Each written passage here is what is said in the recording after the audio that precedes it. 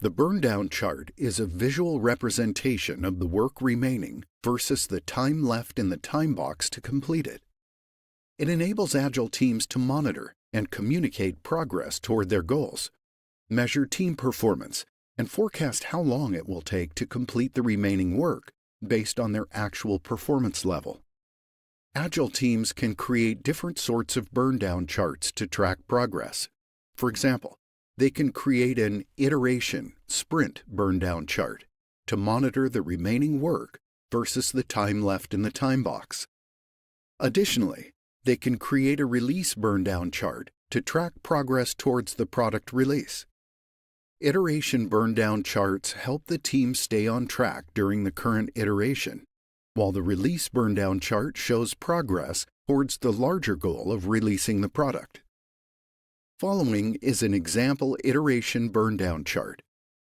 This chart shows that the team planned to complete 25 story points in this iteration, and the iteration is time-boxed to 14 days.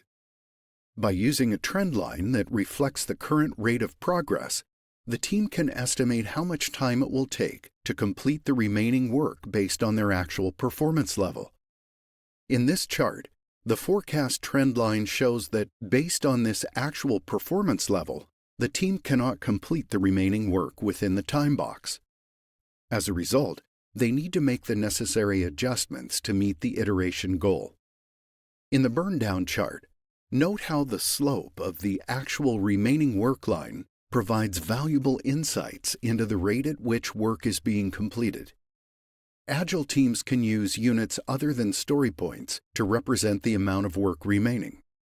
For instance, a team may create a Burndown chart that shows the number of features remaining to be built for the product release.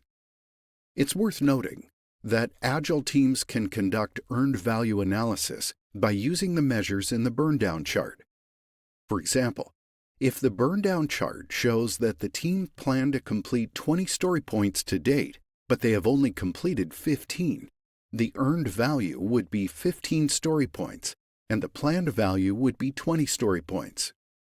Using these values, we can calculate the Schedule Performance Index, SPI, by dividing the earned value by the planned value, resulting in an SPI of 0.75. Additionally, the schedule variance, SV, would be negative 5 story points. If we multiply the budgeted cost per story point by the number of story points completed in the iteration, we can calculate the earned value in dollars. This value can then be used to calculate the cost performance index and cost variance. For example, if the budgeted cost per story point is $1,000 and the team has completed 15 story points to date in the iteration, the earned value would be $15,000. If the actual cost to date is $20,000, we can calculate the cost performance index by dividing the earned value by the actual cost, resulting in a CPI of 0.75. $15,000 divided by $20,000 equals 0.75. Additionally, the cost variance would be negative minus $5,000. By adapting Agile units to earned value terms, teams can conduct earned value analysis to gain valuable insights about project performance. Lastly, let's take a look at the ultimate tips for exam success. Agile teams can create different Burndown charts to track progress towards various goals.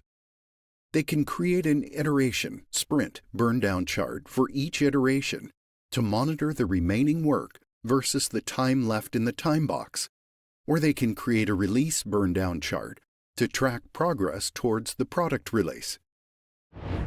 In the Burndown chart, Agile teams can forecast the duration needed to complete the remaining work based on the actual performance level by using a trend line that reflects the current rate of progress.